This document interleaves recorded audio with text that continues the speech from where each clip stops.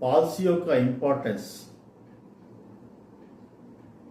తెలుసుకోవటం ఎలా, చెప్పటం ఎలా, ఒక కథ రూపంలో ప్రతి ఒక్కరికి ఒక మాట చెప్పటం, ఒక కథ చెప్పటం, చిన్న కథ చెప్పటం అనేది మీరు నేర్చుకోండి. మీరు ఎవరి దగ్గర వెళ్ళినా కానీ, ఏ కస్టమర్ దగ్గర వెళ్ళినా కానీ పాలసీ అడిగేటప్పుడు ఈ కథ చెప్పండి. ఒక ఇంటర్నేషనల్ స్పీకర్, ఒక ఇంటర్నేషనల్ మోటివేటర్, ఇంటర్నేషనల్ ఎకానమిస్ట్ ఒక ఇండియాలో ఒక పెద్ద మీటింగ్ జరిగింది. ఆ మీటింగ్లో అతను చేసింది ఏంటంటే ఎన్నో విషయాలు మాట్లాడాడు. ఆ తర్వాత అతను వాళ్ళ అసిస్టెంట్కి చిటికీ వేసిండు. చిటికీ వేయగానే వాళ్ళ అసిస్టెంట్ ఏం చేసిండు, పెద్ద రోప్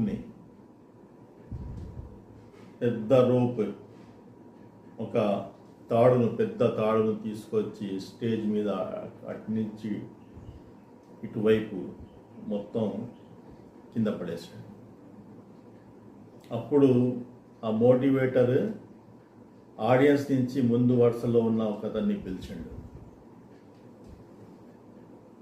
పిలిచి ఈ రోప్ మీద నుంచి నీకు $100 ఇస్తాను, నువ్వు నడుస్తావా?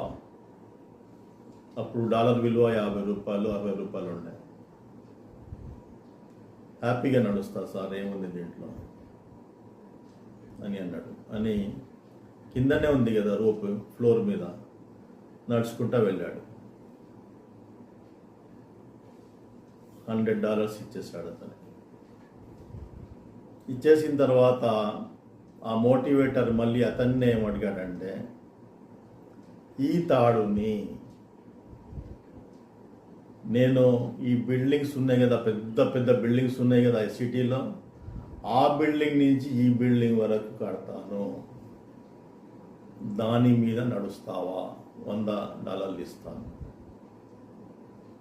అతను నేను నడవను సార్ అన్నాడు. సరే, నీకు $1000 ఇస్తాను, నడుస్తావా? లేదు సార్, నడవను. $10,000 ఇస్తాను, నడుస్తావా? నడవను. $1,00,000 ఇస్తాను, నడుస్తావా? లేదు సార్, నడవను.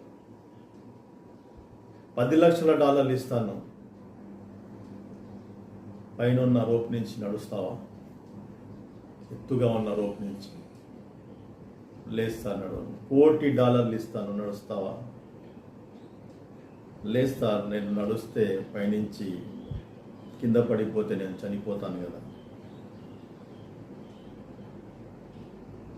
అందుకోసమే నేను నడవలేను సార్, మీ ఛాలెంజ్ని యాక్సెప్ట్ చేయలేను అంటాడు.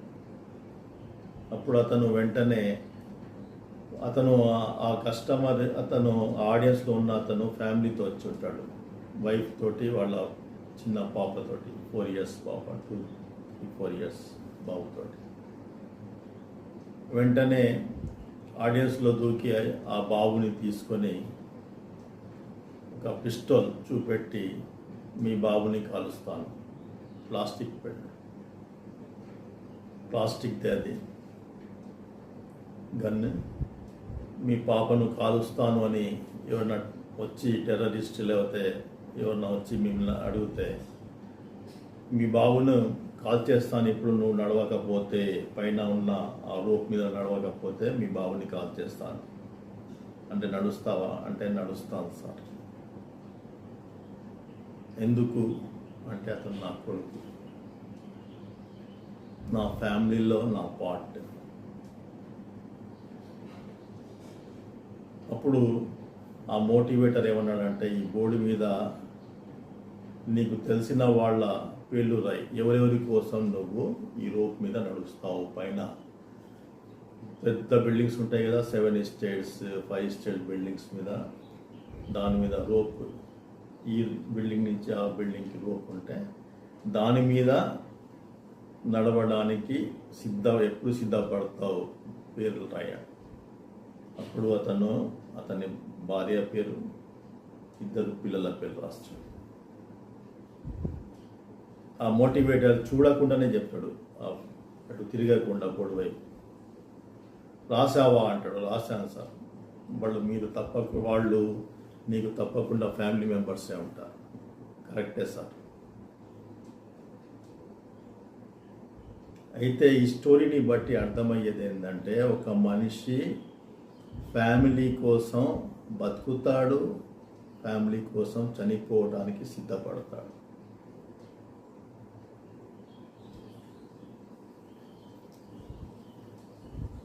ఈ ప్రపంచంలో దాదాపు 95% మెంబర్స్ వాళ్ళ ఫ్యామిలీ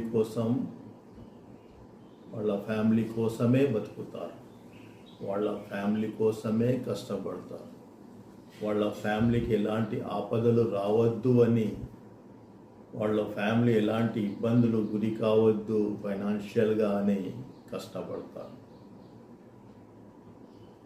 వాళ్ళ ఫ్యామిలీకి ఎలాంటి ఇబ్బందులు ఫైనాన్షియల్గా ఫ్యూచర్లో రావద్దు అని చనిపోవడానికి కూడా సిద్ధపడతారు.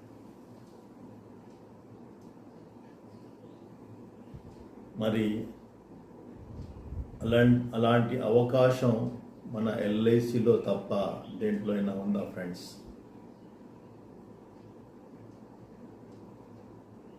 లక్షలు పెట్టి కోట్ల ఆస్తికి వారసులు అవ్వటం అనేది ఎక్కడైనా ఉన్నదా?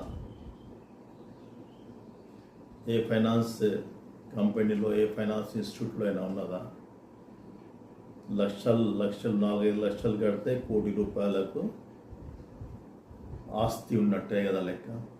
సమ్మేశ్వరుడు ₹1,00,00,000 వస్తాయి.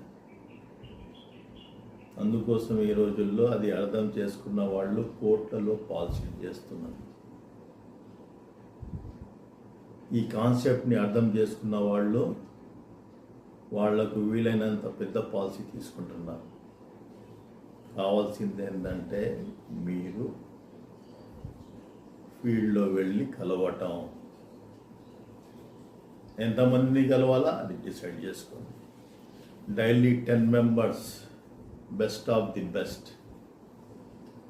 5 కొత్త వాళ్ళని, 5 ఫాలోవర్స్. లేదు సంవత్సరానికి 2,000 మందిని కలుస్తాం. డైలీ 3 కొత్త వాళ్ళు,